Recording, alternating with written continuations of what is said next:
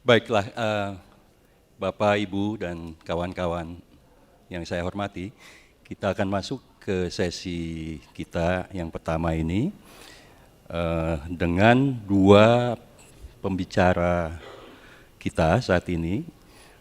Sedikit saya perkenalkan, di sini ada Mbak Dianita. Dia dikenal sebagai penulis utama dan juga eseis, tapi juga banyak menulis risalah tentang antara lain juga tentang 65 ya. Dan di sebelahnya ada Bung Roni Agustinus. Kita kenal sebagai komandante dari Majin Kiri, penerbit Majin Kiri, yang banyak membantu kita untuk ya lebih tercerahkan gitu, terutama untuk masalah genosida 65. Kita akan bicara dengan mereka berdua tentang terutama triggernya tentu tadi film itu sebagai keterlibatan Jerman, tapi secara umum kita akan bicara tentang keterlibatan negara-negara asing, khususnya Amerika Serikat, dalam penggulingan Presiden Soekarno dan dalam pembantaian orang-orang yang dicap komunis dan anti cap Soekarnois di tahun 65-66. Bung Roni juga dikenal sebagai pemerhati sejarah dan sastra Amerika Latin. Itu yang mungkin dalam hal ini cocok karena kita akan membandingkan juga apa yang terjadi di Indonesia di tahun 65-66 itu dengan apa yang terjadi di Chili dan mungkin juga beberapa negara lain. Mbak Dianita juga saya dengar akan berbicara tentang itu ya. Untuk menyingkat waktu, saya persilakan Mbak Dianita untuk memulai presentasinya atau pembicaraannya. Baik, terima kasih Bung Reza. Apakah mungkin bisa dibantu ditampilkan presentasinya? Karena ada sedikit paparan singkat.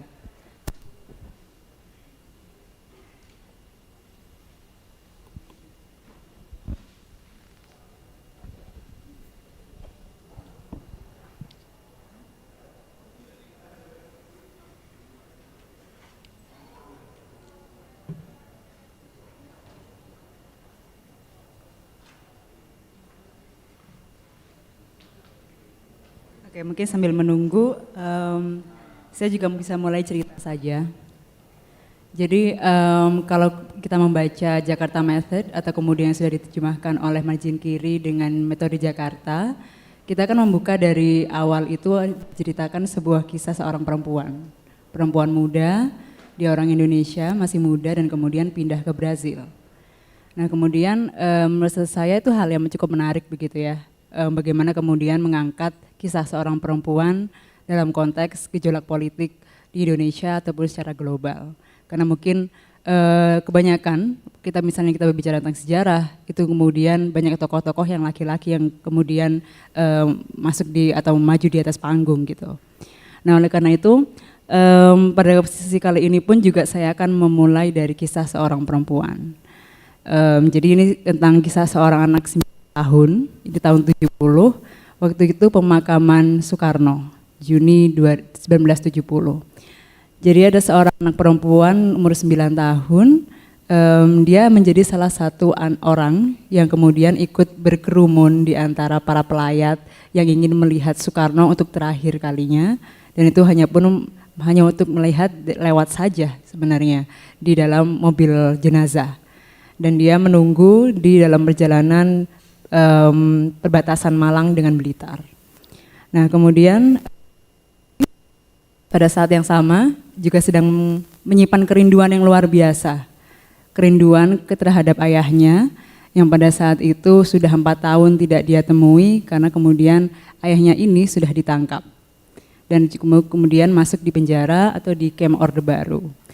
Nah kemudian pada saat itu juga saya sempat tanya ke perempuan ini, pernah dengar nggak dengan nama Allende ataupun kemudian Che Guevara, pernah diajarkan nggak waktu di sekolah? Kemudian perempuan ini mengatakan tidak, waktu sejarah dunia saya nggak pernah diajari dengan nama-nama itu. Ataupun kemudian sejarah tentang negara-negara Amerika Latin. Nah kemudian saya juga sempat berpikir, pada saat itu tahun 70 beliau umur 9 tahun dan tidak pernah diajarkan terkait negara-negara Amerika Latin. Saya juga berefleksi, saya kelahiran 93, atau notabene udah sebenarnya Orde Baru sudah jatuh gitu ya. Tapi kemudian saat pelajaran pun yang saya ingat pada saat itu juga pendidikannya, saya diperkenalkan tentang Amerika sebagai negara adidaya. Tapi kemudian tidak dikenalkan dengan nama-nama pemimpin dari Amerika Latin, dan kemudian juga yang ditahukan adalah Amerika sekarang negara adidaya, tapi kemudian tidak dijelaskan bahwa Amerika itu punya peran terkait peristiwa 30S dan kemudian semua pemberantasan komunisme di Indonesia juga tidak pernah diajarkan. Begitupun juga hal-hal lain yang kemudian harus saya temukan di buku-buku yang lain, bukan saat saya duduk di bangku sekolah. Nah kemudian saya juga menarik lagi gitu ya, itu sempat disampaikan terkait di buku Jakarta Method itu tentang momentum besar tahun 55 di Bandung, Konferensi Asia Afrika. Nah pada saat itu sempat dibahas gitu ya di sekolah, tentang bagaimana Konferensi Asia Afrika ini menjadi suatu momentum yang penting bagi Indonesia yang pada saat itu masih negara baru, tapi kemudian berhasil menghimpun perwakilan dari 26 negara di Asia dan Afrika, dan itu mewakili 54% populasi di dunia. Itu sesuatu yang sangat hebat. Tapi kemudian hanya sampai itu saja. Saya tidak tahu kemudian bahwa itu kemudian ada implikasi-implikasi yang lebih besar, bahwa itu kemudian punya semangat ideologis yang sangat kuat momentum KAA itu.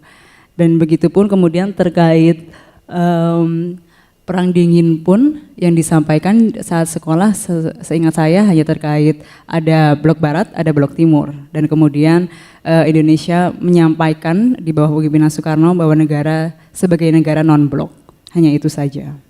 Jadi kemudian saya merasa banyak sekali ya, seiring berjalannya waktu, saya membaca banyak literatur, saya merasa banyak sekali hal-hal yang kemudian dibatasi ataupun kemudian dihilangkan dari materi sejarah di sekolah. Dan itu berlaku sampai generasi saya gitu, di tahun saat itu ya, tahun 2000-an, Soeharto sudah runtuh, tapi kemudian hanya sebatas itu saja pendidikan sejarah kita. Nah kemudian saya merasa juga sepertinya ada hubungan gitu. Saya saat sekolah memang merasa udah cukup nggak percaya sebenarnya dengan mata pelajaran sejarah di sekolah.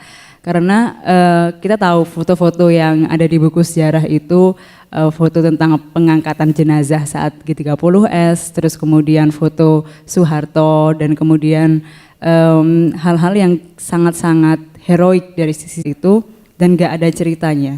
Dan selain itu juga masih ada kisah-kisah yang tersebar dari Sabang sampai Merauke yang tidak dibahas dalam buku-buku sejarah, yang katanya padahal ini adalah negara kesatuan Republik Indonesia.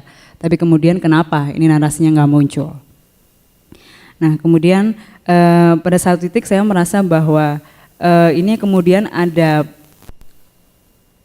pemutusan gitu ya, ada linknya itu keputus, hubungannya itu keputus. Jadi sempat disinggung oleh Pak Hilmar juga tentang di link and linkage gitu ya, hubungan gitu. Bagaimana kemudian kita melihat sejarah itu sebagai hal-hal yang terpatah-patahkan. Kita nggak tahu bahwa kemudian saat Indonesia jadi seperti ini, di negara lain jadi seperti apa. Dan ternyata kemudian ada relasinya. Dalam konteks ini misalnya dengan Chile gitu. Di tahun 72 itu dicatat di Jakarta Method, itu kemudian pertama kalinya yang digunakan ada mural Jakarta, ada kata-kata Jakarta, ataupun kemudian Jakarta Vian atau Jakarta Sersara, yang artinya adalah Jakarta is coming, Jakarta datang ke Chile. Itu tersebar di kota Santiago. Itu bertepatan di saat kemudian di tahun 70-an juga Orde Baru masih sangat bercokol, dan itu belum lama setelah Soekarno meninggal juga.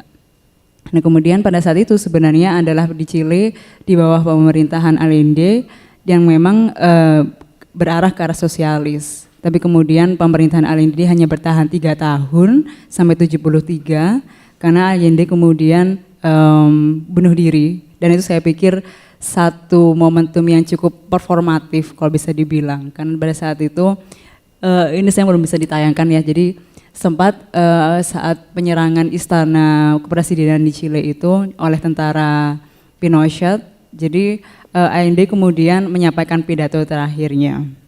Pidatonya cukup panjang, tapi kemudian dia tutup dengan kata-kata yang cukup hebat gitu ya, fantastis. Jadi dia bilang, inilah kata-kata terakhir saya, dan saya yakin bahwa perjuangan saya tidak akan cuma-cuma. Saya yakin bahwa paling tidak akan ada pelajaran moral yang akan menghukum orang-orang jahat, pengecut, dan pengkhianat. Dan kemudian pada hari itu juga Allende kemudian membunuh diri dengan menembakkan pistol ke kepalanya.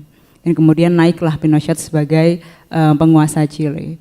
Jadi itu berbarengan dengan kemudian di Indonesia Soeharto sedang kencang-kencangnya mencengkeram negeri ini dengan militerisme. Dan kemudian di tahun 75 itu dimulai ada yang namanya dengan Operasi Condor di Amerika Latin, termasuk juga di Chile, itu menjatuhkan banyak korban, ribuan.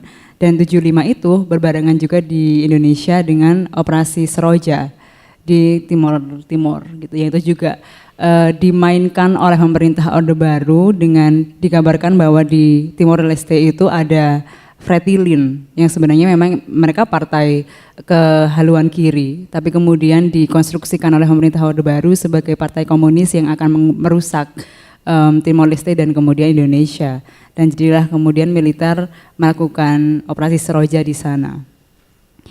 Nah kemudian kita melompat lagi ya dari tahun 70-an kemudian ke 90-an. 98 Soeharto jatuh gitu, yang kemudian kita sempat menganggapnya sebagai satu hal yang penting dalam sejarah Indonesia, dan pada saat yang sama tahun 90 juga Pinochet jatuh dari kekuasaannya. Nah di Indonesia sendiri apa yang kemudian disebut dengan reformasi ternyata juga tidak sehebat yang kita sempat mungkin bayangkan gitu. Karena pada kenyataannya juga sampai hari ini kita masih terjegal hal-hal yang sama gitu terkait bagaimana kemudian komitmen pemerintah dalam berusaha menyelesaikan kasus-kasus kekerasan di masa lalu juga sampai hari ini masih itu-itu saja.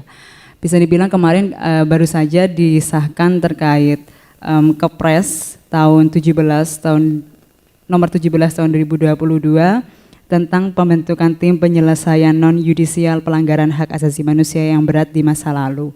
Tadi juga sempat disinggung oleh Pak Hilmar, siapa saja timnya yang masuk dalam Truth Commissioner ini, dan kemudian kebijakan ini sebenarnya sudah disikapi oleh beberapa orang juga tidak mampu menyelesaikan masalah yang ada, karena kemudian pendekatan yudisial ini kemudian punya dampak juga, karena sebenarnya secara hukum kemudian lemah begitu. Dan kemudian Indonesia juga menolak mentah-mentah hasil dari IPT 65. Dan kemudian banyak hal yang kemudian itulah kata saya bilang tadi, kita masih berjalan di tempat terkait itu. Sementara itu di Chile di tahun 90 setelah pemilu tahun 89 terpilihnya Aylwin itu kemudian disusul dengan penyusunan Rettig Report.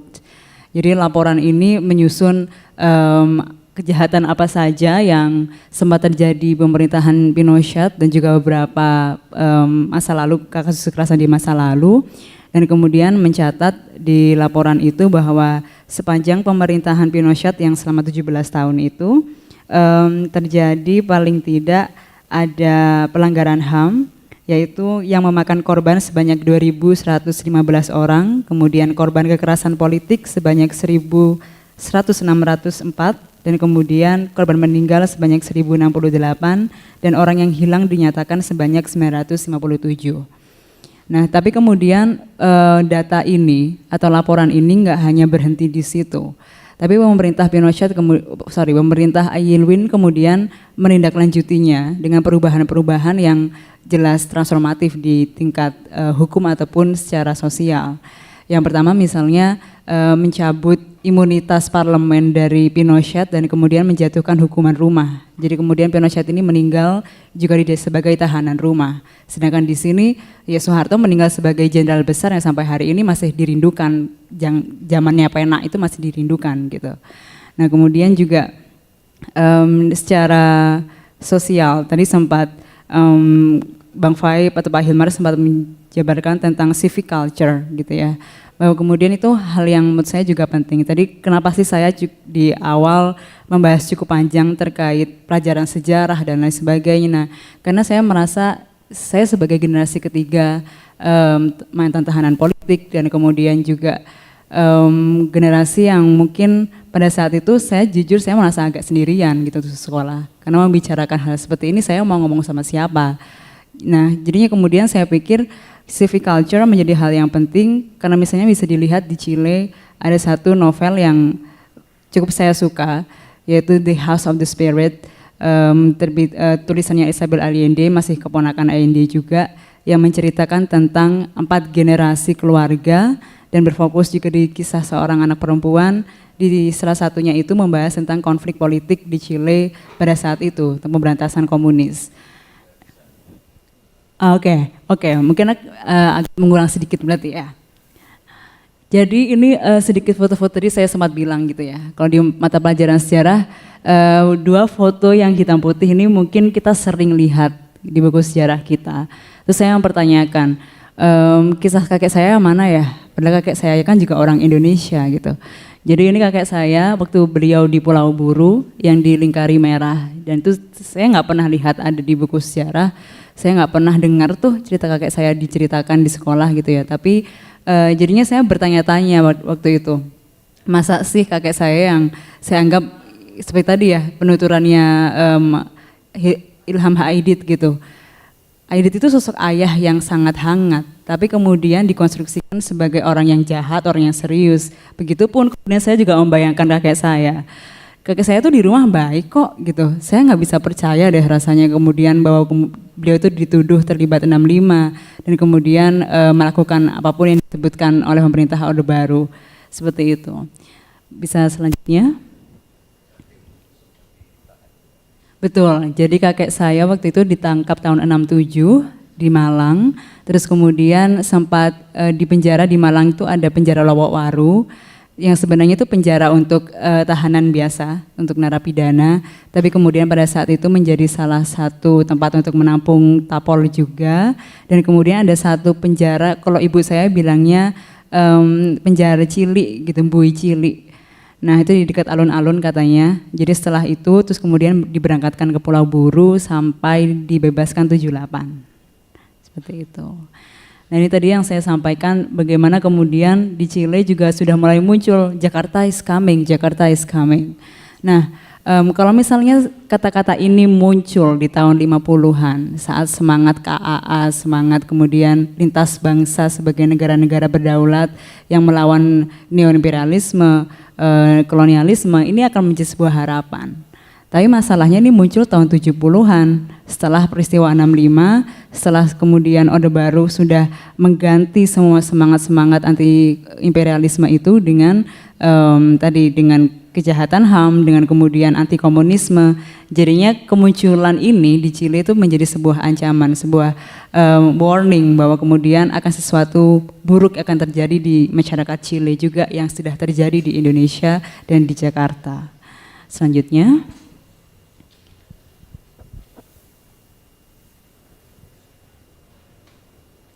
Nah ini tadi yang saya sampaikan terkait kejatuhan Allende. Jadi ini penyerangan Istana La Moneda di tahun 73. Jadi pada saat itu militer dari Pinochet diberangkatkan ke sana, ke istana ini untuk melakukan penyerangan, baik itu secara darat seperti ini menggunakan senjata pistol ataupun kemudian juga penjatuhan bom. Dan kemudian kalau ditarik sedikit ke bawah, itu tadi adalah cuplikan pidato yang saya sampaikan tadi, pesan terakhir dari seorang Allende. Dia masih bilang di pidatonya, ini saya nggak akan nyerah gitu, bahwa kemudian apa yang dilakukan selama ini, diperjuangkan selama ini, mungkin dia sudah mati, tapi kemudian perjuangannya masih akan berlanjut, karena semua ini nggak cuma-cuma, dia sangat yakin itu sampai titik terakhirnya. Kemudian selanjutnya, ya, jadi ini adalah bandingan saja foto Pinochet dengan Soeharto. Jadi keduanya sebenarnya mencatat sejarah sebagai kepala negara atau presiden terlama di masing-masing negara. Di Chile dia berkuasa 17 tahun, di Indonesia Soeharto secara tadi 31 tahun sekian gitu, atau bisa dibilang 3 dekade. Dan kemudian selama pemerintahan mereka terjadi banyak sekali pelanggaran HAM, yang kemudian beberapa di Chile sudah kemudian berusaha diatasi dengan adanya Ratic Report, tapi kemudian di kita dengan Kepres diakui dalam laporan itu, tapi kemudian kita masih menunggu juga seperti apa sih kemudian tindak lanjutnya yang secara lebih nyata, baik itu dalam konteks hukum atau secara civic culture-nya. Silakan dilanjutkan. Nah, ini sedikit info saja, tadi yang saya sempat sampaikan juga terkait Operation Condor di Amerika Selatan. Jadi terjadi di beberapa negara di Amerika Selatan sebenarnya. Ada di Chile, ada di Bolivia, Paraguay, Uruguay, Brazil, dan Argentina. Di Chile sendiri itu memakan korban 3.000 sampai 10.000 orang. Sementara korban perang Timur Timur, ini sampai sekarang kita masih sering mendengar, mungkin di pelajaran sejarah sekolah juga mungkin masih dianggap bahwa kita menyelamatkan Timur Timur gitu narasinya. Padahal sebenarnya yang terjadi adalah itu tadi, Soeharto kemudian ataupun pemerintah Orde Baru menciptakan semacam kebohongan, menyampaikan bahwa Fretilin itu kemudian akan merusak Timor Leste dan Indonesia, dan kemudian sebagai justifikasi dari operasi Seroja dan beberapa operasi lain, operasi militer yang dilakukan di Timor Timur. Nah, bahkan di sini juga diterapkan operasi teknik-teknik yang kemudian menyebabkan masyarakat lokal pun ikut membantu dalam di situ, karena dianggap bahwa kita punya musuh dalam nih. Itu trik yang sangat sering digunakan oleh pemerintah Orde Baru pada saat itu. Jadi kemudian terjadi konflik horizontal juga di tengah masyarakat. Misalnya kalau sampai sekarang kita juga masih sering mendengar beberapa orang yang di pemangku kebijakan akan bilang, enggak, peristiwa 65 itu beberapa adalah sebuah respons dari masyarakat karena ingin melindungi negara dari komunisme dan lain sebagainya. Padahal tidak. Itu ada chain command, ada rantai perintah di situ, dan kemudian tidak sesederhana bahwa kemudian masyarakat merespons atas peristiwa itu. Bisa dilanjutkan? Nah, ini terkait tadi bagaimana kemudian report yang sudah dilahirkan oleh pemerintah Chile di tahun 90 dan kemudian diikuti dengan banyak perubahan yang cukup substansial gitu ya, baik dalam level hukum maupun secara civic culture. Itu tadi cover yang saya sampaikan, The House of the Spirit, tulisannya Isabel Allende. Jadi kalau teman-teman atau ibu baca di buku ini, jadi ceritanya tentang 4 generasi di sebuah keluarga, dan kemudian dari zaman kolonial sampai kemudian di masa yang cukup modern, dan di salah satunya adalah terkait pada saat itu konflik atau gejolak politik Chile di tahun 70-an saat pemberantasan komunisme. Dan yang menarik adalah kemudian itu tadi saya sampaikan banget di awal terkait perspektif perempuan di sini, dalam bagaimana perempuan itu, anak-anak terutama, pada saat itu ya dia tidak tahu seperti apa yang terjadi secara persis, tapi kemudian imbasnya terasa sekali oleh dia gitu ya, perempuan dalam konteks ini ibu saya gitu. Ya dia kemudian dengan 2 saudarinya kebetulan, jadinya 3 tuh anak perempuan semua dari kakek saya, nggak tahu apa-apa. Sebenarnya tiba-tiba bapaknya diambil dan kemudian terimbas sekali secara lebih dari 10 tahun hidup tanpa ayahnya sendiri. Kemudian juga mendapatkan banyak tekanan dari sosial, karena misalnya dari teman-temannya yang dulu mau temenan akan bilang, enggak, jangan, itu anak abangan gitu. Jadi mendapatkan seperti itu juga secara sosial di lingkungannya. Jadi itu hal yang kemudian mungkin sekali lagi itu nggak akan mungkin dibahas di sejarah kita gitu ya, karena kita hanya membahas tentang gagahnya militerisme, membasmi komunisme dan lain sebagainya. Tapi kemudian hal seperti inilah yang tadi sempat dirujuk oleh Pak Hilmar juga, bagaimana kita membuat sejarah yang lebih utuh dan berimbang.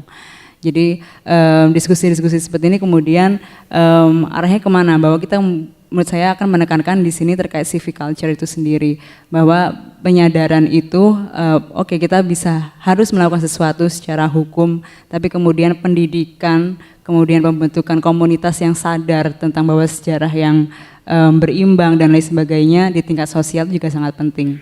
Itu mungkin dari saya.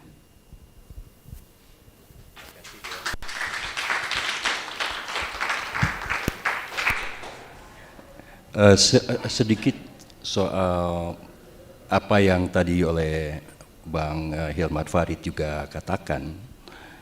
Jadi menyangkut penggulingan Soekarno, dia bilang ada baiknya tidak hanya ditempatkan dalam konteks lokal Indonesia saja, tapi sebaiknya juga diangkat ke level yang lebih tinggi, tingkat internasional. Nah, dalam hal ini tentu ini sangat berkaitan dengan kebijakan pemerintah Amerika Serikat dalam beberapa presidensi yang intinya adalah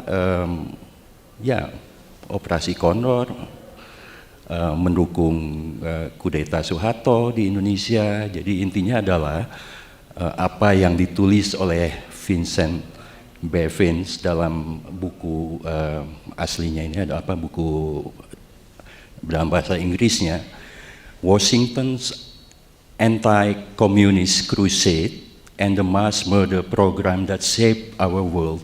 Jadi jihad anti-komunis dari Washington dan program pembantaian massal di seluruh dunia, bukan hanya Indonesia ya.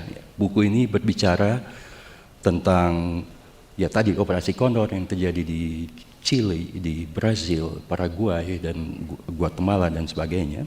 Malah saya juga baca Sri Lanka itu juga pembantaian kelompok kiri di sana sangat diinspirasi oleh metode Jakarta juga gitu. Jadi pertanyaannya, saya setidaknya menganggap figur Soekarno itu figur yang kurang lebih netral di dalam konteks perang dingin waktu itu. Dia pergi ke Washington, diterima dengan baik oleh Kennedy, ya kan, malah ada fotonya yang terkenal dengan Marilyn Monroe dan sebagainya itu. Tapi di balik itu ternyata Washington sudah lama menyiapkan berbagai cara, termasuk apa yang disebut pembuatan film porno oleh CIA oleh Bang Hilmar tadi pagi, untuk menjatuhkan Soekarno. Pertanyaannya, kenapa Soekarno mesti dijatuhkan? Dia jelas bukan orang komunis, dia bukan anggota PKI. Biarpun sebetulnya ada paralel juga dengan di tahun 30-an ketika dia ditangkap. Ya, di sini nih, kita berada di situs monumen sejarah di mana dia waktu itu memberikan pembelaannya gitu, yang sangat terkenal, yang kemudian kita kenal sebagai Indonesia Menggugat. Pemerintah kolonial Belanda menganggap sebetulnya orang nasionalis seperti Soekarno itu kurang lebih 11-12 dengan PKI tahun 26 yang melakukan pemberontakan, makar, subversif. Makanya Soekarno waktu itu kemudian dijatuhkan hukuman dan dibuang ke kemana waktu, Flores mungkin ya. Jadi ada paralel gitu. Washington kenapa berkepentingan untuk menyingkirkan Soekarno yang notabene bukan komunis? Itu mungkin pertanyaan yang nanti bisa dijawab juga oleh Bung Roni ya. Oke. Selain itu ada beberapa, ini sebagai pengantar aja, ada beberapa buku yang sebetulnya sudah terbit terlebih dahulu yang saya anggap sangat baik. Itu bukunya Bradley Simpson ya, Economists with Guns. Sudah ada terjemahan bahasa Indonesianya. Nah, ini kurang lebih sama lah semangatnya dengan bukunya Vincent Bevins ini, mengungkap bagaimana Amerika berada atau menyokong aksi-aksi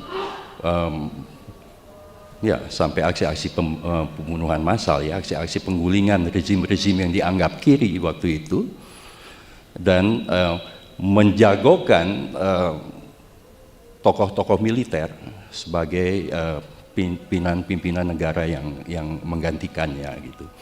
Itu terjadi di Indonesia, itu terjadi di Chili, juga terjadi mungkin di beberapa negara lainnya, di mana rezim sipil diganti oleh rezim-rezim militer.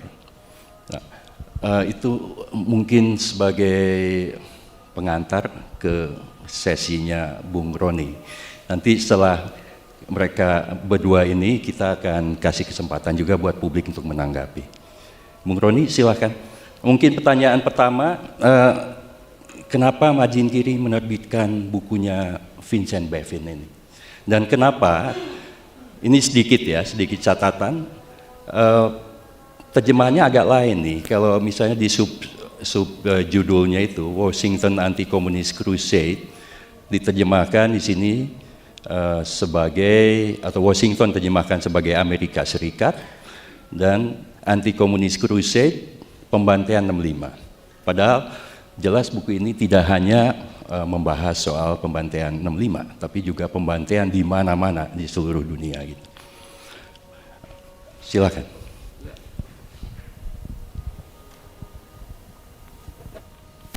Ya, terima kasih Bang Reza.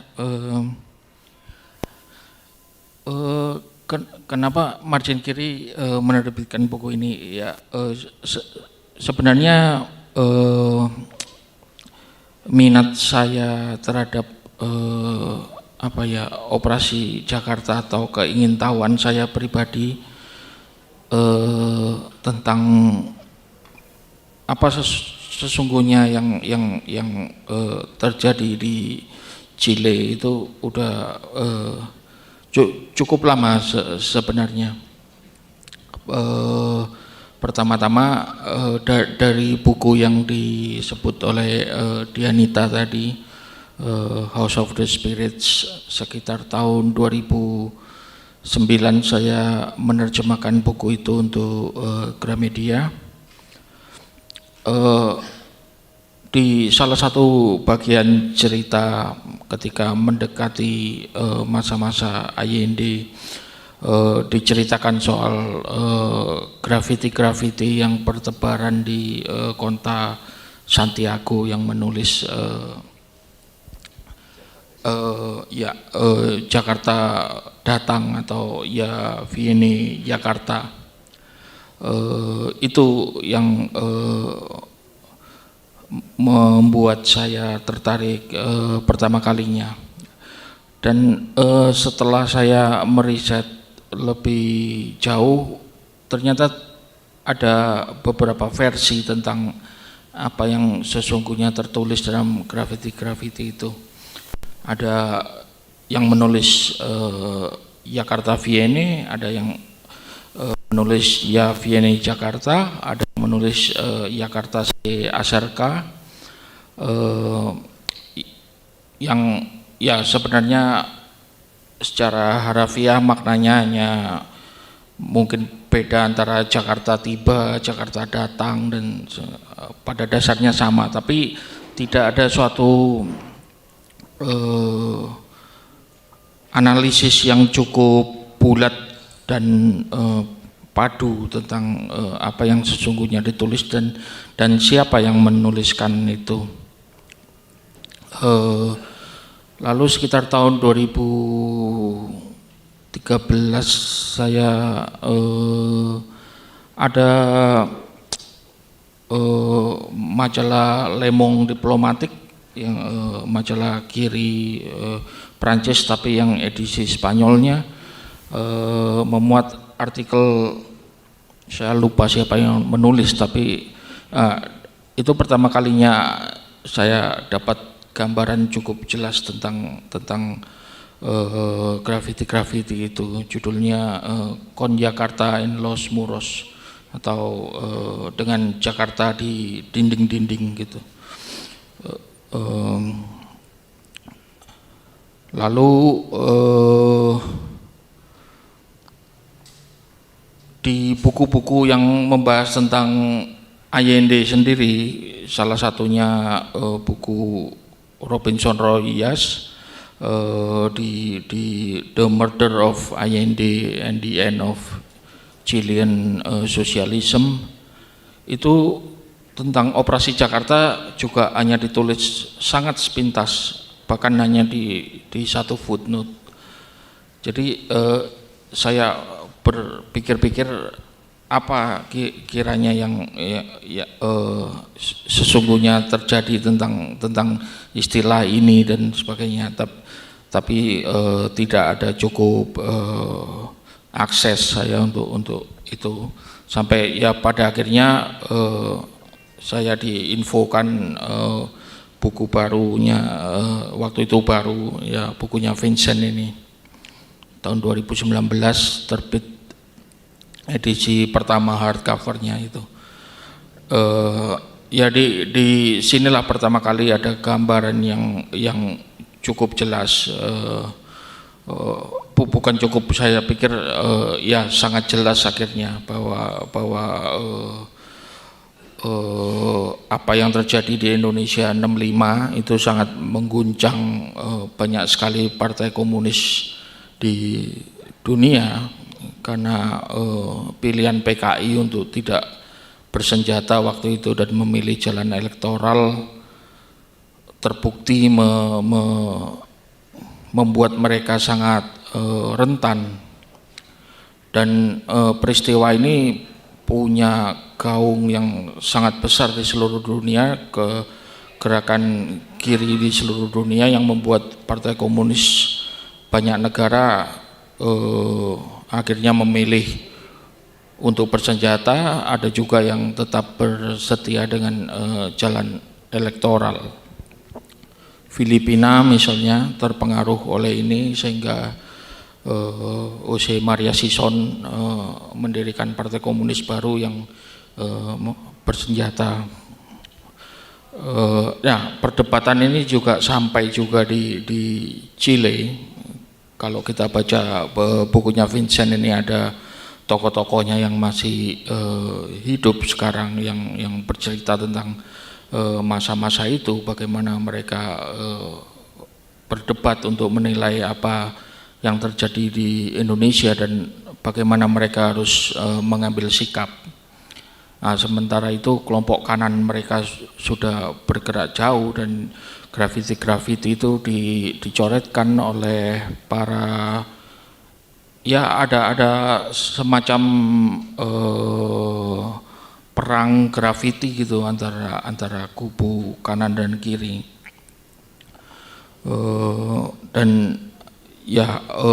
dan pada akhirnya kata Jakarta atau operasi Jakarta atau metode Jakarta tidak hanya menjadi kiasan saja, tapi seperti diulas di buku Vincent, pada akhirnya mengilhami, bahkan menjadi semacam blueprint bagi operasi-operasi anti komunis di Amerika Latin.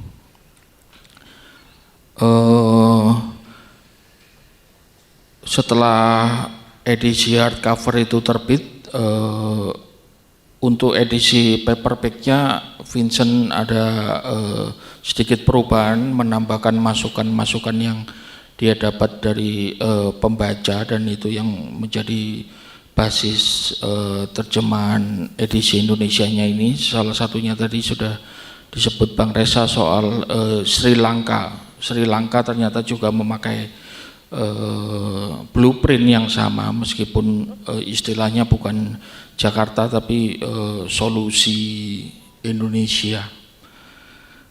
Jadi kalau kita bisa bilang dengan sangat tidak membanggakan bahwa ya inilah pengaruh besar dan global Indonesia dalam sejarah kontemporer.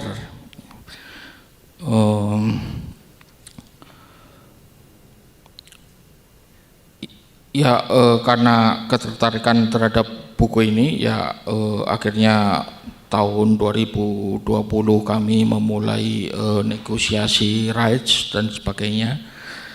Lalu digarap ya agak lebih lama dari waktu yang seharusnya, tapi ya semoga hasilnya tidak mengecewakan, paling tidak dari yang sudah membaca ya mengatakan bahwa terjemahannya cukup baik lah.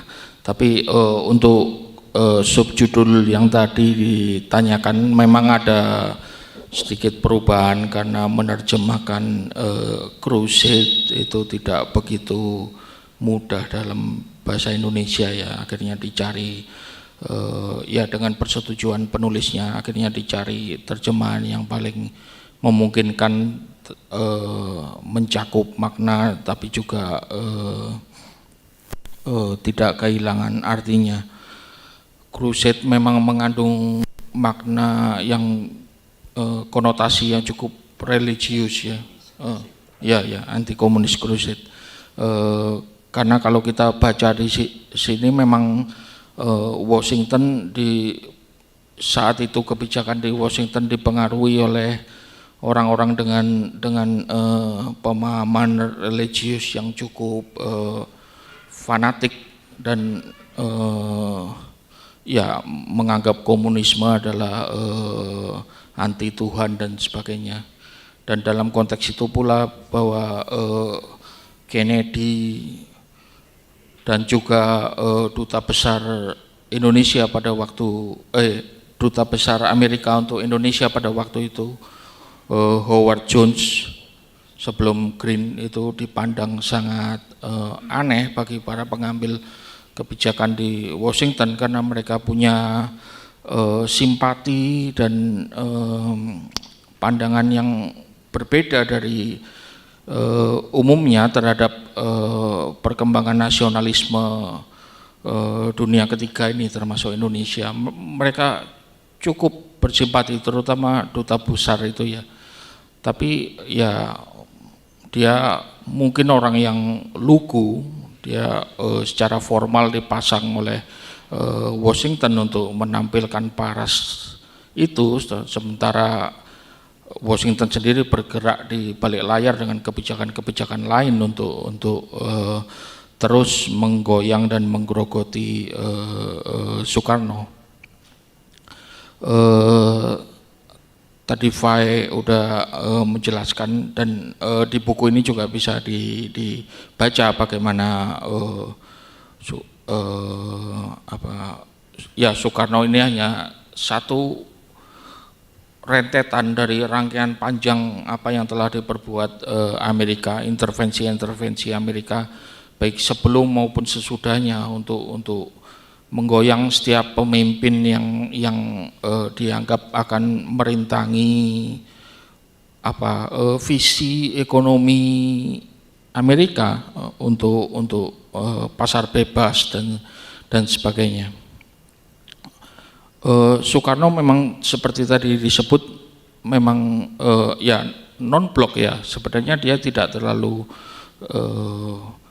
ke Soviet juga, dia dekat dengan Amerika, dia mengatakan dia sangat mencintai Amerika dan upaya-upaya Washington ini membuatnya sedih gitu. Dan tapi tekanan terus-menerus dari Amerika membuat Soekarno saat itu tidak ada pilihan lain, sama seperti Castro ketika revolusi Kuba menggulingkan kediktatoran tahun 59 itu Castro sama sekali tidak menyatakan bahwa dirinya itu sosialis atau komunis. Tapi tekanan Amerika yang terus-menerus akhirnya membuat mereka tidak punya pilihan untuk berpaling ke kubu Soviet atau Cina untuk mencari dukungan dan bantuan. Ya, ini juga yang terjadi dengan Soekarno dalam tertentu. Juga dijelaskan soal ya upaya-upaya pembunuhan Soekarno itu banyak sekali, termasuk upaya delegitimasi dan mendiskreditkan melalui pembuatan film porno dan sebagainya, dijelaskan juga di buku ini. Saya kira itu dulu Bang Desa.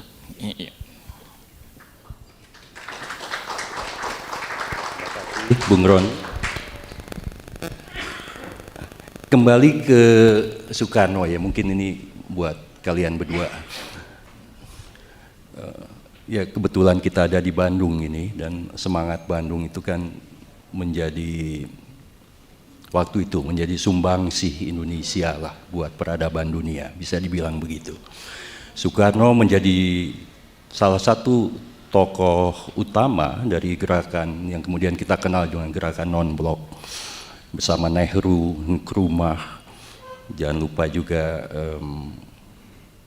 waktu ada yang membonceng si Zhou Enlai ya, yang datang ke sini. Ya. Tapi intinya Soekarno melihat bahwa situasi Indonesia dan situasi banyak negara-negara yang baru merdeka waktu itu masih ada dalam dominasi kekuatan-kekuatan lama. Apa yang dia sebut belakangan sebagai the old established forces, ODEFO.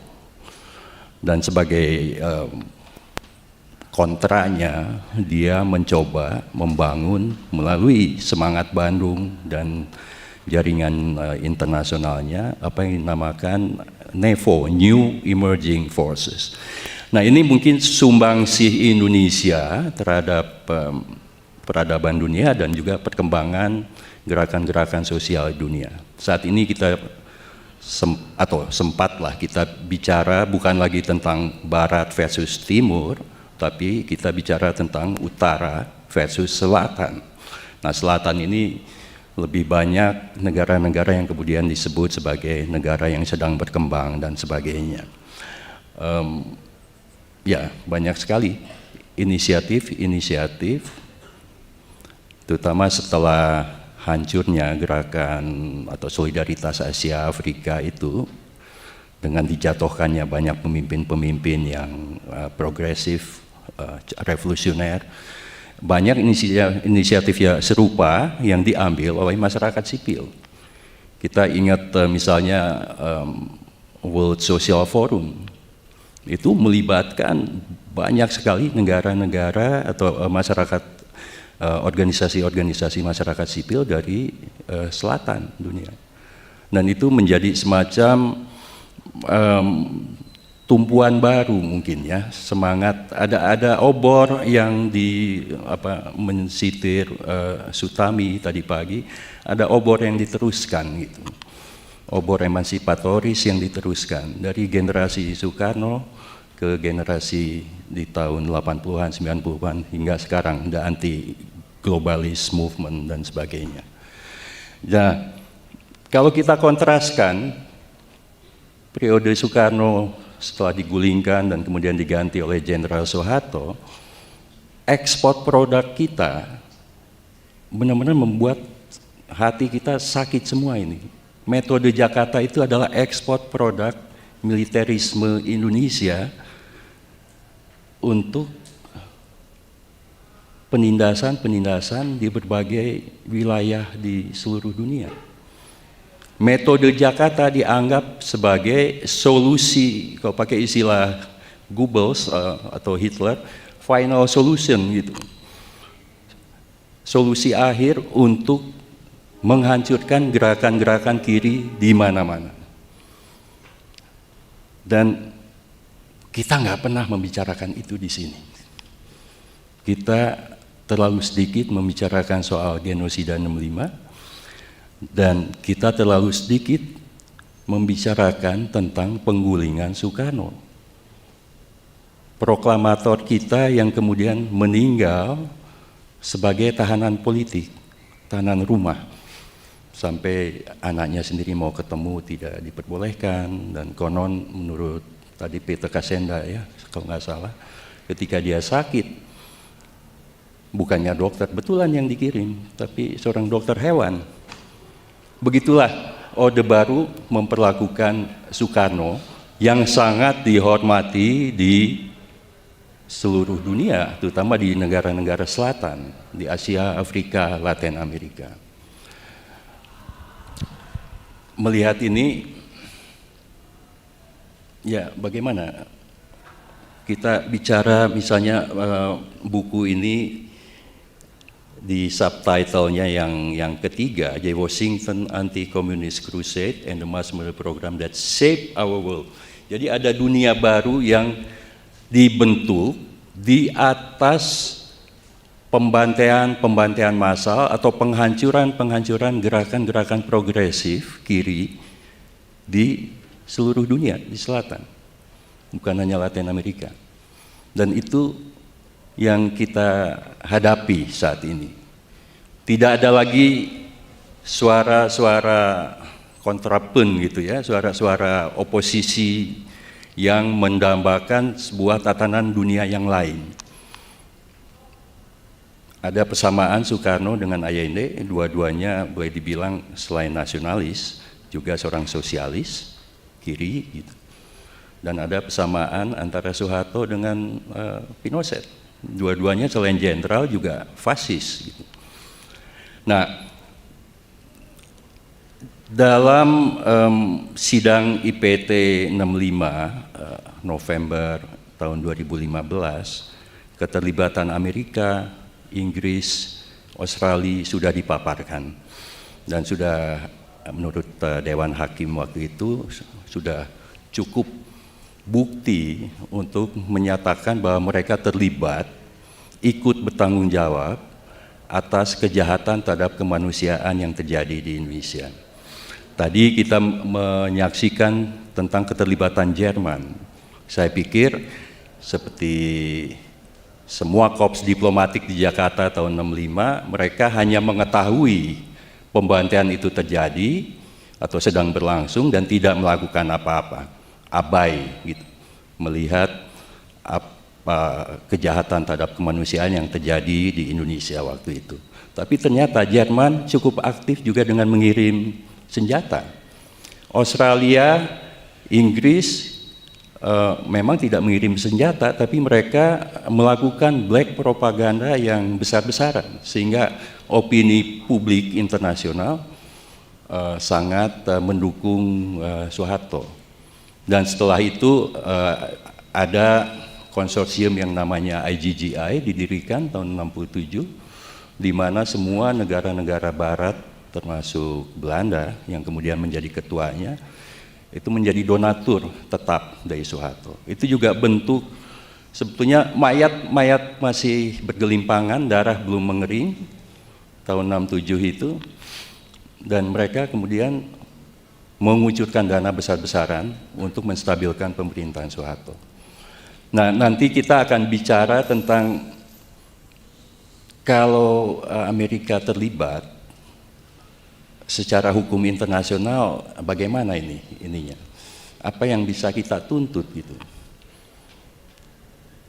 Kalau orang terlibat dengan suatu kejahatan internasional kan mestinya ada sanksinya gitu.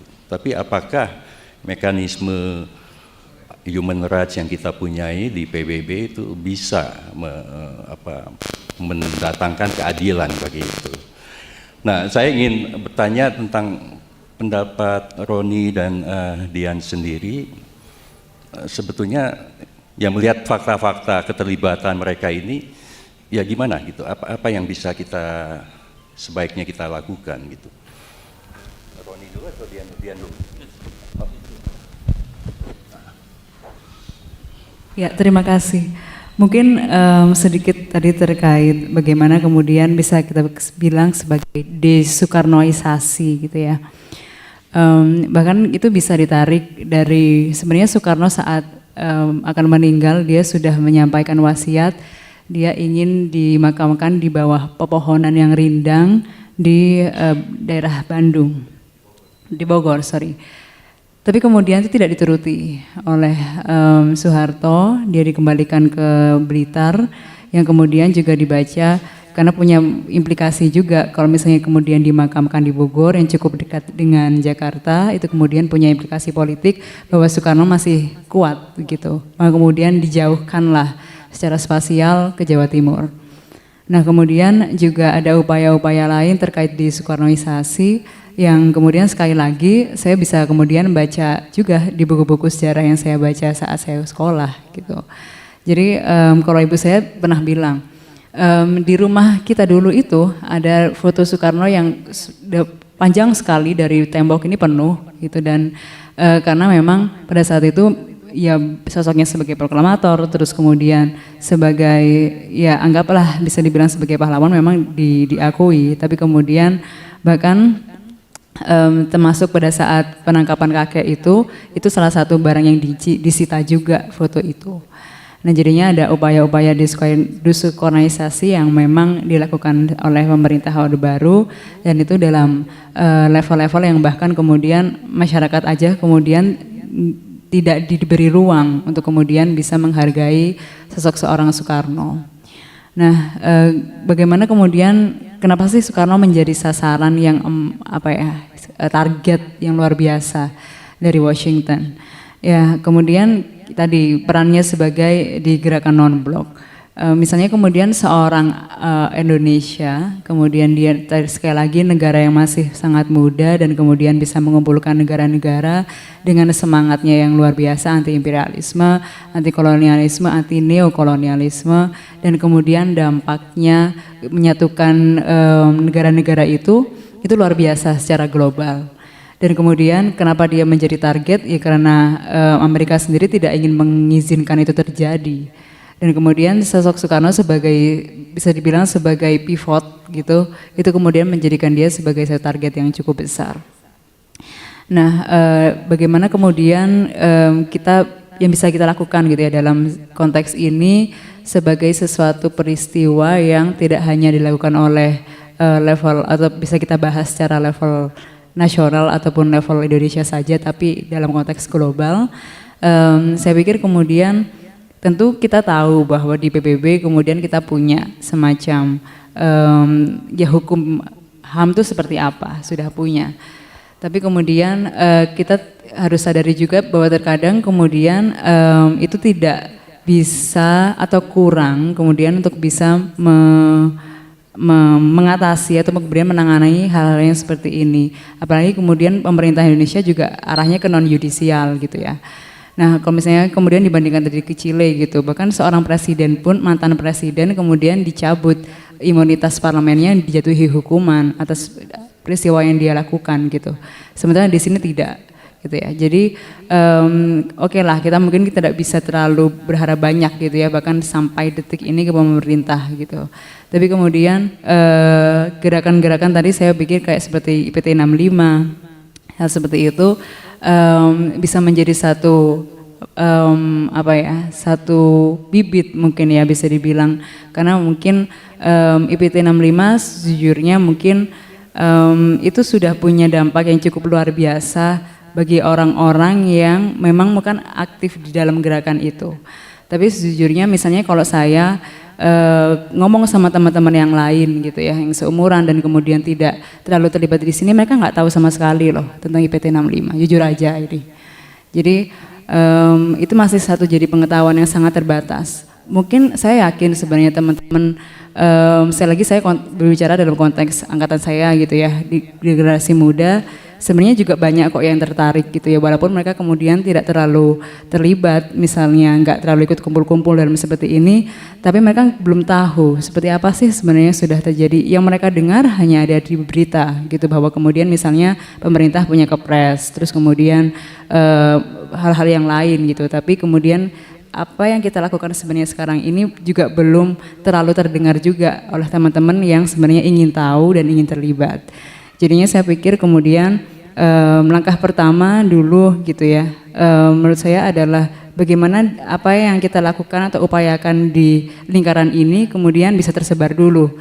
Paling tidak kemudian bisa menjadikan satu gerakan yang lebih besar dulu, karena saya pikir juga kalau misalnya kita hanya berkutat dalam lingkaran-lingkaran ini, kemudian gerakan yang terlalu besar juga akan susah untuk tercapai. Jadinya saya pikir itu tadi, IPT 65 itu sebagai sebuah benih yang kemudian kita sebarkan juga pesannya seperti apa. Kita sampaikan ke orang yang lebih banyak bahwa kemudian negara ini udah melakukan 9 kekerasan HAM dan itu didukung oleh negara-negara lain. Dan saya pikir kemudian sekarang bisa banyak forum-forum yang bisa membicarakan itu, yang jika kemudian kita bisa melibatkan lebih banyak orang dan generasi yang lebih banyak, saya pikir kemudian saya lebih berpikir tentang pengakuan paling tidak di dalam negeri dulu, apa yang bisa kita perjuangkan agar ada pengakuan formal negara, dan juga yang lebih penting ada tindakan legal ya. Dalam arti saya selalu bertanya-tanya kenapa jalan kita beda sekali dari Chile atau Argentina misalnya. Di Argentina Komisi Kebenaran Bekerja melahirkan laporan yang dipatuhi oleh pemerintahnya, banyak perwira militer diadili dan dipenjara atas kejahatan mereka selama Perang Kotor. Di Chile juga demikian, meskipun mungkin tidak memuaskan di Argentina. Paling tidak hakim pengadilan menjatuhkan dakwaan bahwa apa yang dilakukan Pinochet, kejahatan HAM itu keliru. Sementara di kita Soeharto diadili untuk kejahatan korupsi saja, dan kita belum pernah sama sekali menyinggung soal kejahatan HAM yang dilakukan juga oleh para perwira militernya yang justru banyak sekali kembali berkarir menjadi politisi sipil sekarang dan justru memperoleh dukungan orang banyak. Saya pikir kita harus meluaskan advokasi ini. Kalau tekanan dari organisasi-organisasi sejenis yang punya concern serupa dari luar negeri besar, mungkin ada sesuatu yang bisa kita capai. Paling tidak kalau kita berkaca dari pengalaman kawan-kawan yang mengadvokasi soal Yugun Yanfu misalnya, ada hasil-hasil tertentu yang sudah dicapai bagi kompensasi korban dan sebagainya. Tapi memang peran pers internasional sangat kuat, dan mungkin juga ya itu yang perlu kita upayakan juga, forum-forum sejenis dengan hasil-hasilnya yang bisa dibaca oleh dunia luar. Karena ya apa yang pembiaran yang terjadi di dunia atas apa yang terjadi pada waktu 65 juga tidak terlepas dari peran media massa internasional, media massa Amerika misalnya. Pembantaian 65 oleh New York Times disebut sebagai a gleam of light, secercah cahaya terang. Jadi ya kita harus upayakan agar ada pers yang lebih berpihak ke tujuan atau maksud ini. Gitu. Kalau kembali ke dalam negeri, kenapa sedikit sekali orang yang memasalahkan penggulingan Soekarno ini? Menurut Dian atau Roni bagaimana itu? Roni. Ya, saya kira ini hasil pendidikan dari, ya kita bisa sebut sekarang hasil metode Jakarta itu ya. Kita tidak lagi berbicara tentang hal-hal besar, kita dibuat jadi teknokratis mungkin, persoalan kenegaraan, persoalan arah sosial, ekonomi, politik kita tidak lagi dipandang sebagai masalah ideologis, tapi sebagai masalah teknis, dan akibatnya kita tidak lagi mempertanyakan hal-hal seperti ini. Kita diminta untuk move on dan melihat ke depan, tidak lagi membicarakan sejarah di tidak menjadi pelajaran wajib di sekolah misalnya. Ada satu kutipan di buku Vincent P. Vincent yang kami jadikan kutipan di pembatas buku karena menurut kami menarik bagaimana kita tidak lagi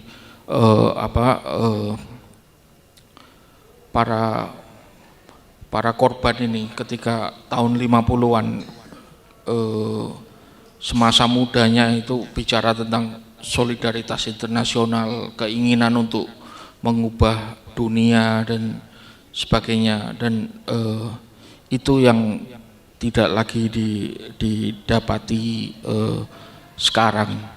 Hasil dari pendidikan Orde Baru mungkin membuat kita lebih berpikir bagaimana cara menyambung hidup sehari-hari, bagaimana cara menjadi kaya dan sukses, tapi tidak ada lagi semacam suatu kita ingin mengubah masyarakat dari masyarakat kolonial menjadi suatu masyarakat yang benar-benar baru, yang egaliter, yang sekuler, mungkin itu yang tidak yang hilang dari pembicaraan. Ya, bahkan sebelum penggulingan Soekarno, Bung Reza, bahkan tentang 65 aja, saya tuh sering dibilangin, ngapain sih Dianita hari gini masih ngomongin Orde Baru, masih ngomongin 65, dalam artian bahwa kayak, ya masih banyak kok hal-hal yang lain yang bisa lebih hype, yang lebih menarik dibahas anak muda. Itu mengganggu buat saya, dalam artian bahwa ya kalau misalnya kita membicarakan tentang kita harus bagaimana survive saat ini dan kemudian untuk di masa depan, ya kita lihat sejenak dong di belakang seperti apa, tapi itu kan tidak ada. Nah jadinya juga tadi mungkin menyambung sedikit dari Mas Roni juga terkait pendidikan gitu ya, yang selama ini saya terima dari sejarah bahwa Pak Soekarno adalah ator titik gitu ya, bahwa dia seseorang yang kemudian menjadi mengangkat Indonesia dari penjajahan dan kemudian menjadi Indonesia itu sebagai pembaca proklamasi saja gitu. Tapi kemudian sejarah yang saya dapatkan adalah sejarah biografi sosok, tapi bukan biografi ideologi, bukan biografi pemikiran. Itu berlaku untuk Soekarno, juga kemudian banyak tokoh-tokoh perempuan yang kemudian juga ya dijelaskan seperti apa lahirnya di mana, dia ngapain aja, meninggalnya kapan. Tapi kemudian apa sih sebenarnya dalam kepalanya? Saya nggak pernah dengar di pendidikan selama sejarah itu kemudian dikatakan bahwa Soekarno adalah seseorang yang punya gagasan anti imperialisme, sedikit sekali. Saya mungkin mengenal itu di literatur lain, bukan di buku sejarah saya. Nah jadinya kemudian kenapa orang-orang menjadi kurang menganggapnya saat ini bukan hal yang penting karena itu tadi, dia cuman proklamator aja gitu. Jadi berhenti di situ, pemikiran-pemikiran yang kemudian membentuk Indonesia sebenarnya itu kemudian tidak diturunkan, tidak dipahami juga seperti apa sih dampak secara pemikiran gitu ya. Jadi hanya secara itu di permukaan, Indonesia selesai penjajahan kemudian ada proklamasi Indonesia merdeka, itu aja. Jadi itu ada semacam disoekarnoisasi dalam artian juga dipolitisasi mungkin dari bagaimana sosoknya secara pemikiran, itu sih. Baik, terima kasih. Saya ingin sekarang udah 12:30 lebih ya. Saya ingin memberi kesempatan kepada publik di sini untuk juga mengajukan pertanyaan jika ada.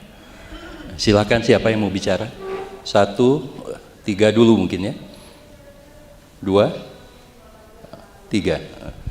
Saya mulai dengan Mbak siapa itu? Namanya. Ya, Assalamualaikum warahmatullahi wabarakatuh. Saya Umi, saya penulis buku sejarah dan guru ya, guru sejarah. Ada beberapa poin yang ingin saya tanyakan. Sebetulnya saya lebih aktif di masalah radikalisme di Indonesia, seperti NII, HTI. Saya lebih aktif. Bagaimana saya memperjuangkan sampai ke menjadi permen untuk ASN. Contohnya seperti itu. Jadi saya lebih ke kanan ya, Pak. Ini kiri ideologinya. Tapi menariklah buat saya karena peristiwa 65 adalah genocide dan perang saudara sih intinya. Jadi kemanusiaannya itu sangat menyedihkan. Bahkan pacarnya ibu saya itu hilang ketika setelah lulus dari UGM tahun 65 dia kembali dari Rusia. Dia kembali dan tidak pernah ada kabar lagi. Itulah kesedihan ibu saya yang selalu diceritakan pada saya. Jadi peristiwa 65 itu pun menghilangkan satu generasi intelektual. Karena sebelum peristiwa itu Soekarno memberi beasiswa ke Eropa Timur. Ceko ke Rusia yang berdasar ideologi komunis, dan itu orang-orang jenius, mahasiswa jenius di Indonesia, dan itu hilang, entah berapa ribu ya yang hilang, termasuk pacar ibu saya. Tapi kalau beliau nggak hilang, saya nggak ada Pak, nggak ada di dunia ini. Jadi intinya bagaimana HAM ini memperjuangkan, merehabilitasi. Yang pertama nama Soekarno.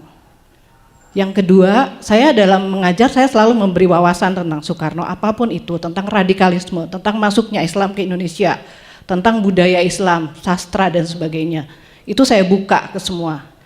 Jadi bagaimana HAM, teman-teman yang di dunia HAM, kebetulan saya tidak di dunia HAM, itu memperjuangkan rehabilitasi Soekarno. Mungkin kan udah dilindungi, dilarang oleh TAP MPR udah jelas. Sebetulnya kuat ya, setelah undang-undang ada TAP MPR, sebetulnya kuat. Tapi bagaimana kita turun ke undang-undang atau ke permen, atau ke perpres gitu kan. Yang kedua adalah yaitu anak-anak dari kaum intelektual yang udah hilang. Kebetulan saya mengenal beberapa. Yang ayahnya S2-nya di luar di Eropa Timur, itu cukup agak kesulitan. Atau bahkan kalau yang nggak pulang sih aman Pak. Tapi kalau yang pulang itu menghilang dan tanpa jejak. Itu saja apa yang sudah dilakukan teman-teman HAM. Karena saya juga kalau soal HAM agak membingungkan buat saya Pak kalau bicara HAM. Karena saya juga bergerak di radikalisme. Ketika saya menurunkan HTI di universitas saya, ketua HTI sebagai pejabat, saya diserang juga sama HAM karena dianggap kelompok kami tidak menghargai HAM. Padahal saya sih ujungnya kedaulatan negara ya, nasionalisme buat saya penting. Apa yang kita bicarakan di sini ujung-ujungnya adalah anak-anak muda ini harus punya rasa nasionalisme, jangan mudah terpecah.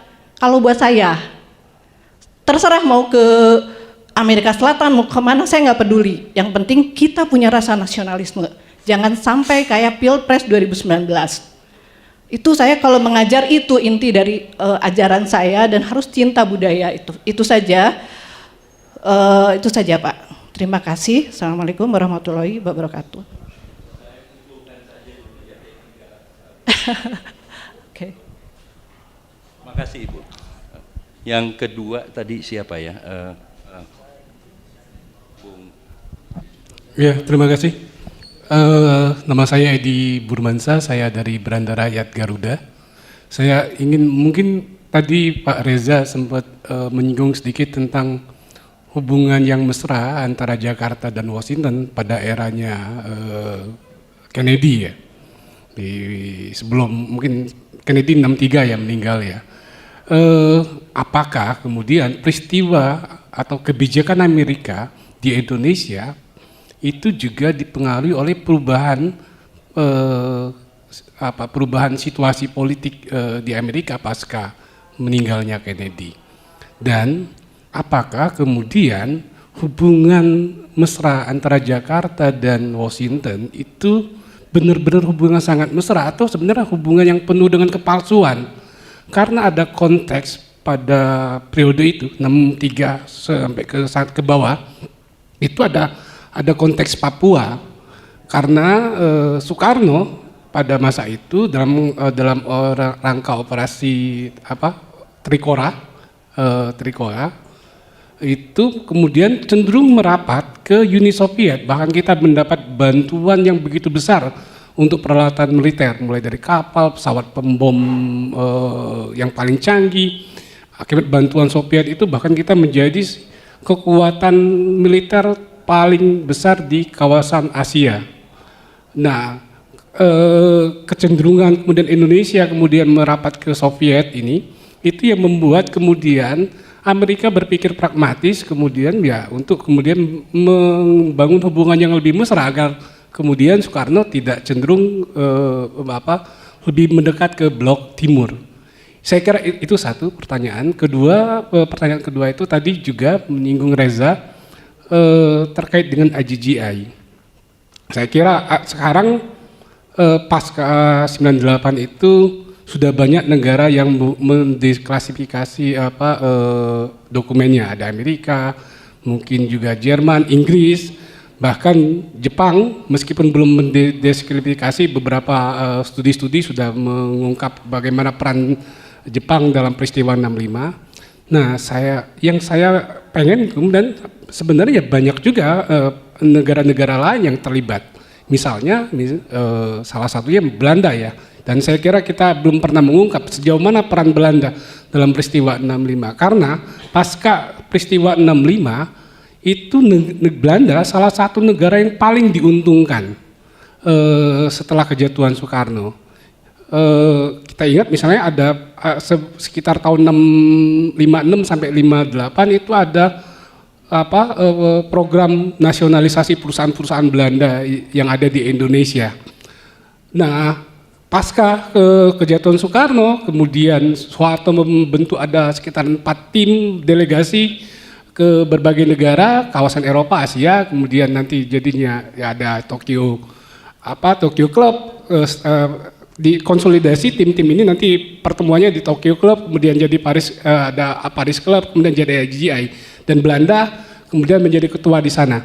Nah, Belanda pasca kejatuhan Soekarno itu mendapatkan keuntungan pertama, perusahaan-perusahaan yang dinasionalisasi tahun 56 sampai di 58 itu kan dibayar.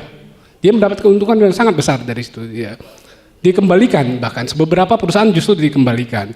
Begitu juga misalnya Amerika. Kita ingat misalnya tahun 64 sampai 65 itu ada nasionalisasi perusahaan-perusahaan Amerika dan Inggris terkait dengan konfrontasi dengan Malaysia. Itu kan sejumlah perusahaan di Inggris dan Amerika di Indonesia dinasionalisasi. Kemudian semua lewat Kepres, saya lupa Kepres nomor berapa, kemudian eranya Soekarno tahun 67 itu semua perusahaan Belanda, perusahaan Amerika dikembalikan ke pemiliknya masing-masing. Nah, saya kira apalagi Reza lama bergerak di Belanda, barangkali bisa mendorong sejauh mana peran Belanda dengan kemudian teman-teman, terutama teman-teman di Belanda untuk kemudian mendorong pemerintah Amerika untuk Belanda untuk mendesklasifikasi dokumen-dokumennya. Saya kira itu ya dari saya. Ke penanya terakhir, Ibu Dolorosa Sinaga. Silakan. Terima kasih Reza. Saya Dolorosa Sinaga, saya pematung, saya mengajar di Institut Kesenian Jakarta. Pertama saya ingin menyampaikan, karena saya orang seni rupa ya, secara visual yang saya lihat siang ini adalah satu pernyataan bahwa di depan kita ini ada 3 orang duduk lintas generasi. Ini buat saya penting bahwa yang kita bicarakan hari ini adalah bagaimana kita melanjutkan kepedulian ini kepada generasi yang tumbuh. Nah,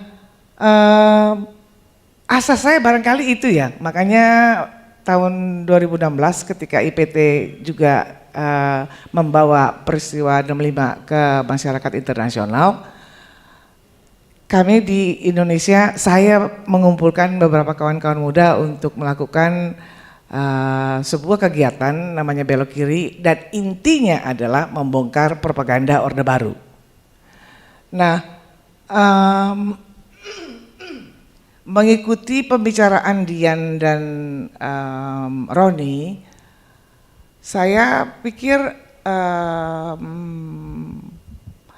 kita seharusnya melihat iliterasi atau ketidaktahuan generasi muda tentang peristiwa pembantaian 65 dan perluasannya pada bagaimana negara-negara yang lain ikut terlibat.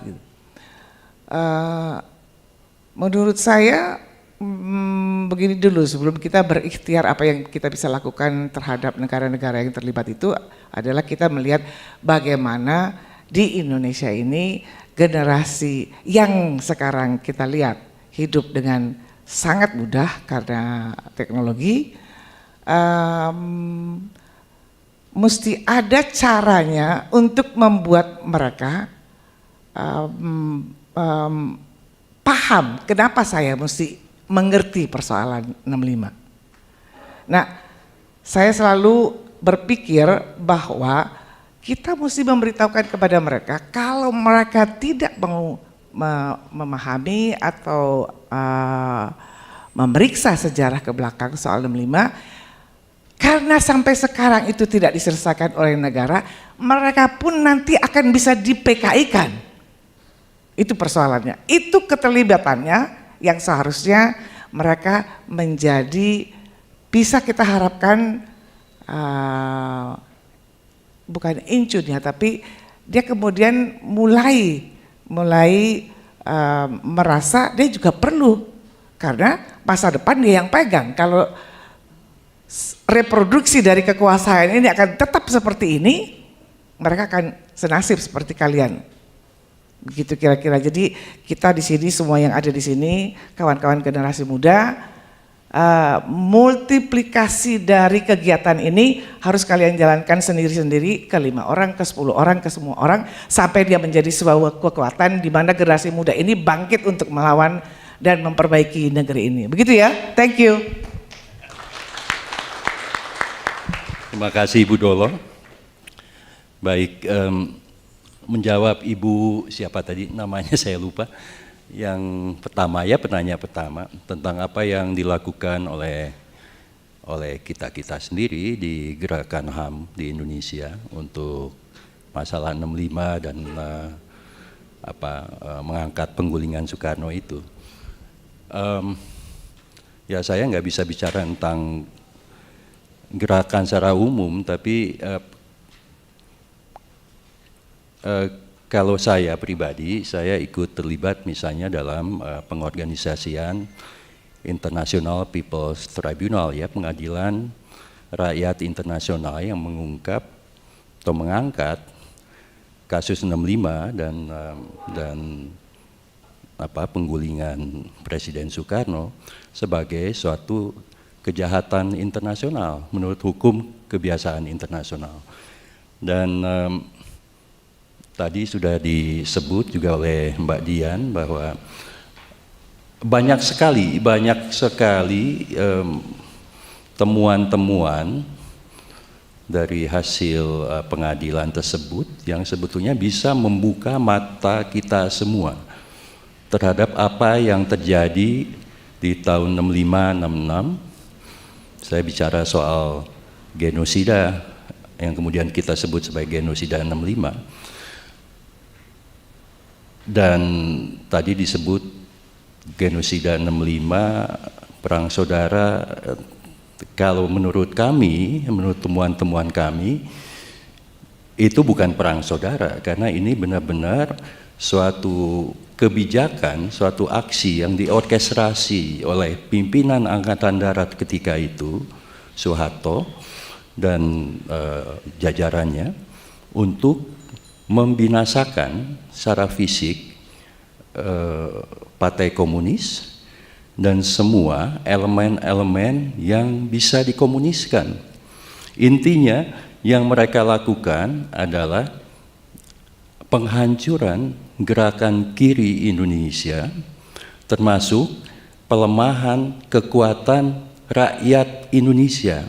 Kalau sebelumnya kita mempunyai organisasi-organisasi kemasyarakatan yang memperjuangkan hak-hak buruh, tani, guru, di semua bidang, termasuk seniman, pasca pembantaian masa 65-66 itu semua habis.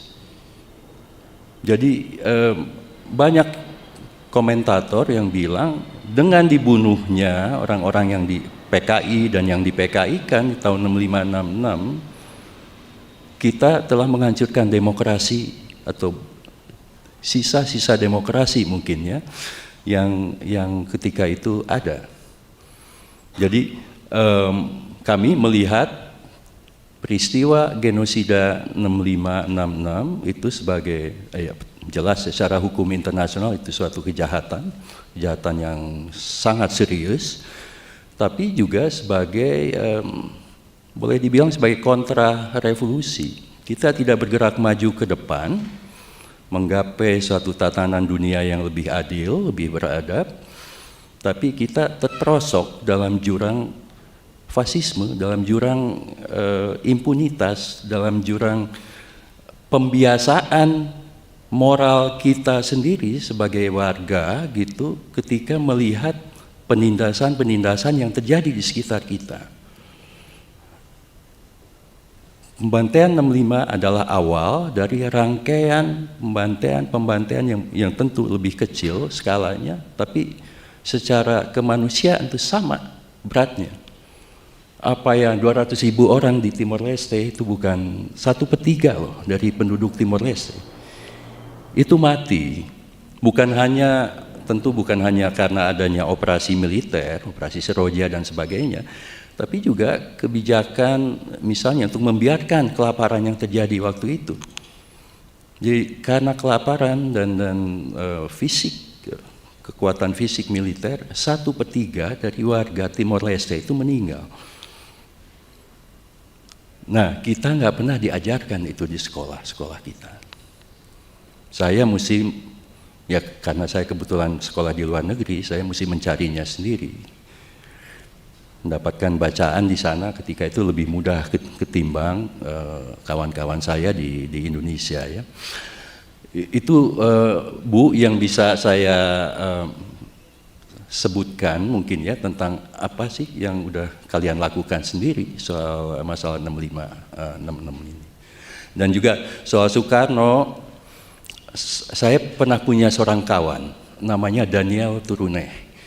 Ketika umur 15 tahun dia lari dari Ethiopia ke ratusan kilometer pokoknya. Dia jadi pengungsi dan kemudian di Kenya dia dapat pergi ke negeri Belanda dan mendapatkan asylum di sana. Saya duduk di sekolah internasional bersama-sama dia. Ketika dia tahu saya dari Indonesia, pertama yang ada di kepala dia, Soekarno. Konferensi Asia Afrika. Ini anak umur 15 tahun di Ethiopia dari Addis Abeba gitu. Tapi dia mengetahui tentang arti penting dari semangat Bandung ini. Nah, kenapa kita atau generasi-generasi kita, anak-anak kita, cucu-cucu kita mungkin tidak mendapatkan ya semangat itu, greget itu. Begitu Bu. Nah, maaf saya kebanyakan bicara nih pembicaranya. Kalian berdua, silakan. Oh ya, ya untuk Bu Umi, ya saya ada sedikit problem sebenarnya dengan bagaimana radikalisme kemudian dimaknai hari-hari ini hanya secara negatif dan sehingga beberapa tahun lalu misalnya di buku sejarah tertulis bahwa buku sejarah ya ini bicara tentang masa kolonial bahwa NU itu radikal, terus ada orang-orang NU yang protes, mereka tidak mau dicap radikal. Ini sesuatu yang politically correct tapi juga nggak correct gitu. Maksudnya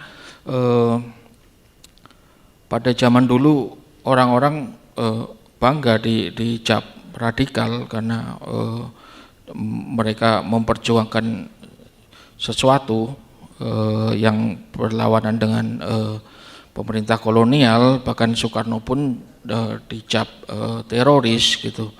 Tapi dalam buku-buku ya sejarah, dalam buku pelajaran kita istilah ini disapih dari konteks historisnya, kemudian dimaknai dengan apa yang ada belakangan hanya sebagai radikalisme beragama, sehingga anak muda menjadi takut untuk mengambil sikap radikal, sehingga hanya ya menjadi moderat saja. Itu yang buat saya problem dari pengajaran sejarah kita. Sama seperti tadi Bang Reza udah sampaikan, dulu saya bosan sekali ketika belajar soal KAA misalnya. Baru belakangan sebenarnya, baru setelah kuliah saya tahu makna penting KAA dan semangat radikal juga yang melandasinya gitu. Ya ada depolitisasi, ada penyapian dari unsur-unsur yang progresif dari buku-buku pelajaran kita, sehingga semuanya menjadi datar dan kering gitu.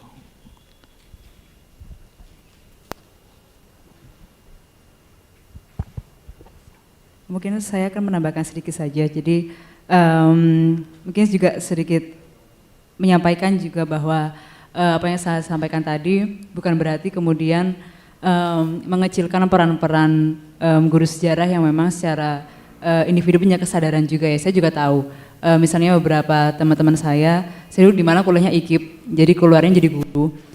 Beberapa teman saya juga yang kuliahnya guru di sejarah, kemudian mereka memang punya kesadaran bahwa nanti kalau saya jadi guru sejarah, saya akan istilahnya memutus rantai yang dulu dilakukan oleh guru sejarah di sebelumnya gitu. Jadinya mungkin saat ini sudah mulai kesadaran-kesadaran itu begitu ya. Jadinya itu kemudian kalau misalnya menyambung tadi, kalau di HAM gimana gitu ya. Mungkin saya tidak terlalu di sana, tapi lebih ke ranah sastra, bahwa kemudian saya menjadikan juga sastra itu satu tempat yang atau wadah yang cukup bisa menempatkan isu HAM dengan cara yang cukup baik gitu ya, dalam artian bahwa kalau misalnya kita bicara tentang demonstrasi ataupun kemudian penyampaian yang secara langsung begitu ya, kita mungkin bisa menyampaikan hal itu secara sangat lantang, tapi kemudian sastra punya cara-caranya sendiri, secara yang lebih estetis, secara yang mungkin lebih bisa mengajak orang lebih banyak dalam misalnya kemudian menyadarkan terkait tadi misalnya kita mengisahkan peristiwa seperti apa yang pernah terjadi di masa lalu, menggunakan karya sastra adalah kemudian salah satu medium yang cukup bisa mengajak orang banyak untuk menyadarkan juga. Dan kemudian tadi mungkin saya agak sedikit berkomentar terkait relasi Indonesia-Amerika juga, itu kan sebenarnya kita berlaku sampai hari ini ya, bagaimana tentang relasi bilateral ataupun multilateral, tidak pernah selalu yang apa ya, benar-benar altruis, sebenarnya selalu ada permainan-permainan, dan kemudian bagaimana pada saat itu relasi Amerika-Indonesia juga, kalau menurut saya juga tetap ada apa yang kemudian bisa diperoleh Amerika juga pada saat itu, dan Indonesia dalam ini kemudian dengan di bawah Soekarno dia Amerika nggak merasa diuntungkan dalam hal misalnya tadi sistem ekonomi yang ingin mereka terapkan itu nggak diuntungkan dengan adanya Soekarno. Jadinya hubungan bilateral yang terjadi pada saat itu, saya pikir juga ada upaya untuk kemudian tetap apa yang kemudian bisa menguntungkan Amerika dalam hal itu. Jadinya hal seperti itu saya pikir kemudian tetap sampai kapanpun akan menjadi konteks dalam relasi ataupun perjanjian-perjanjian antar negara, karena juga sampai hari ini pun juga terjadi seperti itu. Walaupun kita kemudian misalnya melihat bahwa relasi Indonesia dengan negara A lain gitu misalnya itu baik, tapi sebenarnya juga perjanjian-perjanjian itu ada unsur politis-politisnya bagaimana menguntungkan negara-negara itu. Mungkin itu saja, dan mungkin tadi menguatkan pesan Bu Dolo, terima kasih banyak Ibu. Jadi saya juga makin semangat. Saya pikir juga saya tidak merasa bahwa saya selalu merasa bahwa apa yang kemudian dialami kakek saya, ibu saya itu sebagai warisan yang sangat berharga, dan kemudian bertemu dengan Bapak Ibu yang sampai sekarang juga masih semangat. Saya sebenarnya sering itu sebagai, kalau saya sebagai penyemangat. Kalau misalnya saya kemudian merasa kayak kok tulisan saya yang baca sedikit ya gitu, ataupun kemudian merasa kayak sendirian, saya kan mengingat bahwa masih ingat deh dulu misalnya kakek saya seperti apa, kemudian masih banyak juga Bapak Ibu yang sampai hari ini masih semangat.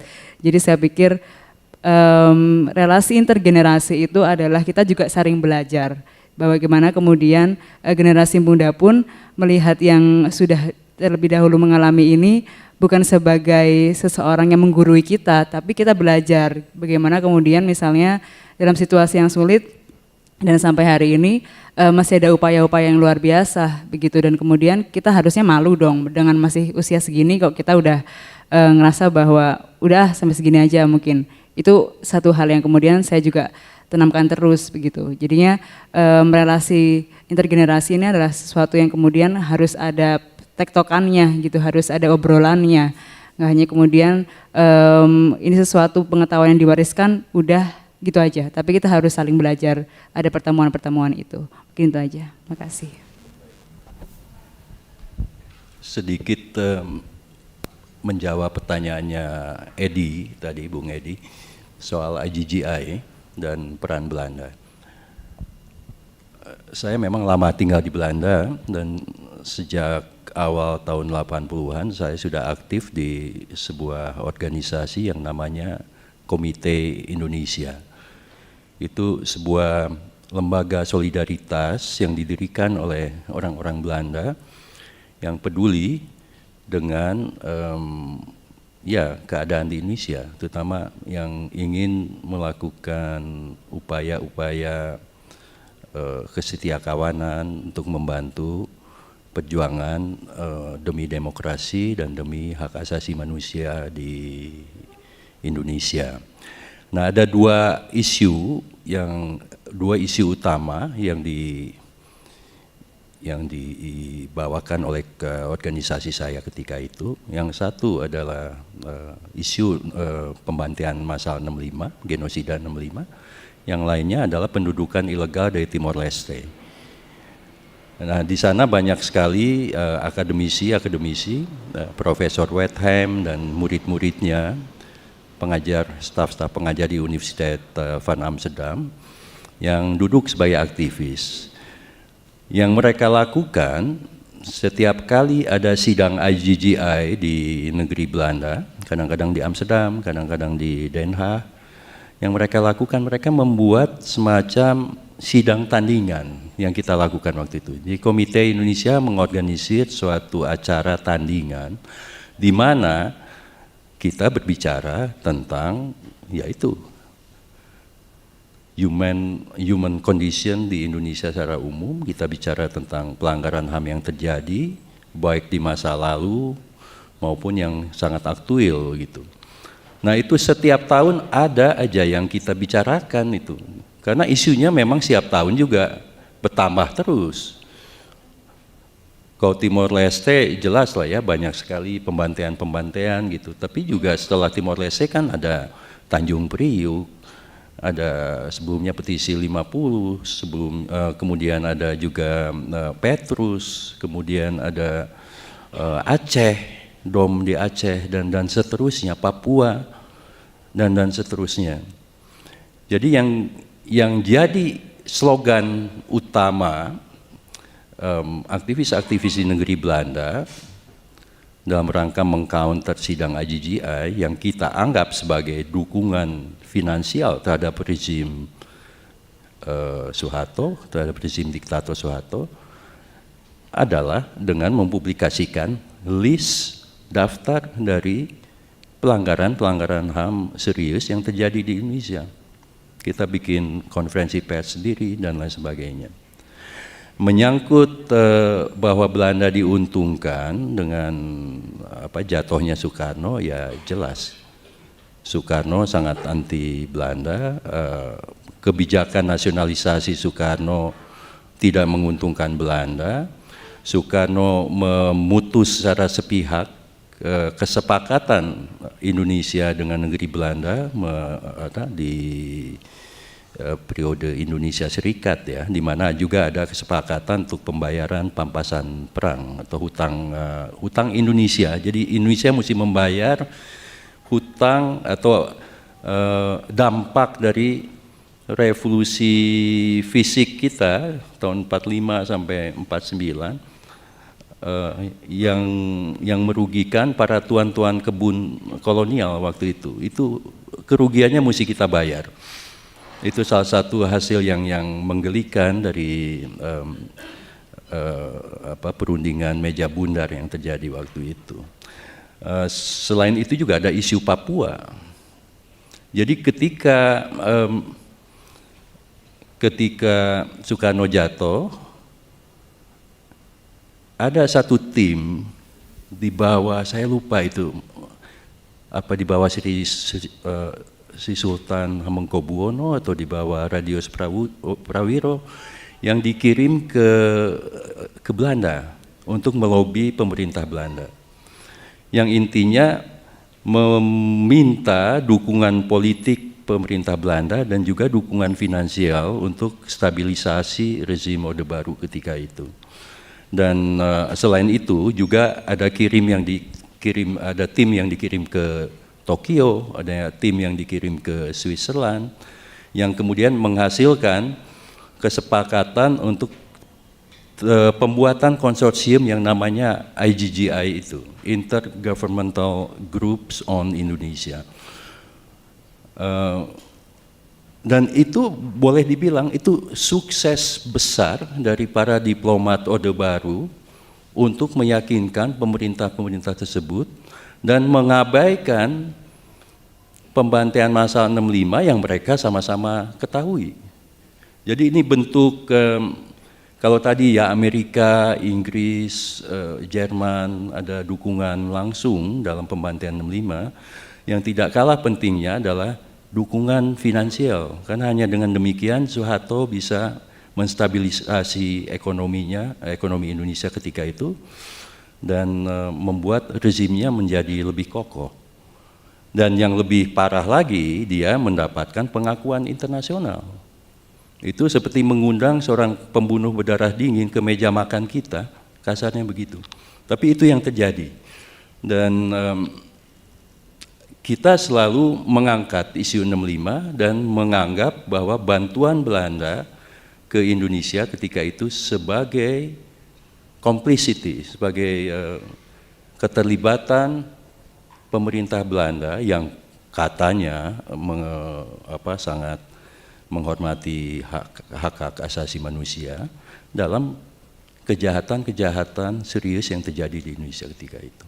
Itu yang kami lakukan menyangkut IGGI. Nah, sejauh yang saya tahu, dukungan langsung pemerintah Belanda dalam proses pembantaian massal 65 itu sejauh ini ya masih belum tidak ada itu, belum setidaknya belum muncul.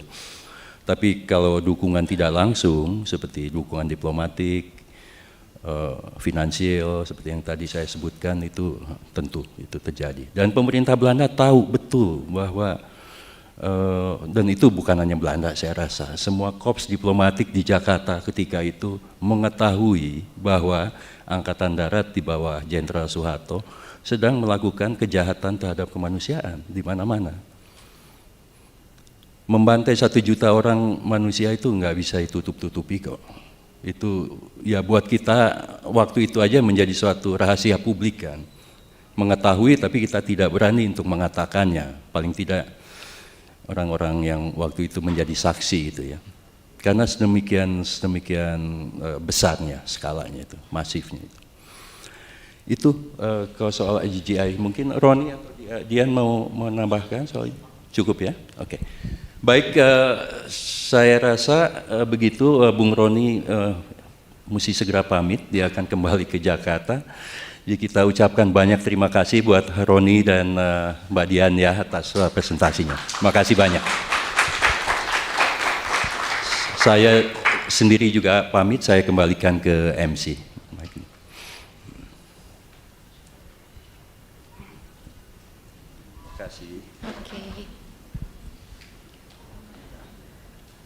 Baik, terima kasih untuk Bang Reza Muharram dan Mas Roni dan Mbak Dianita. Sesi pertama sekarang sudah berakhir. Kita akan melakukan istirahat makan siang. Silahkan bagi yang ingin makan, ada di ruangan di sebelah kiri. Kita akan bertemu lagi di sini jam 2 siang. Terima kasih.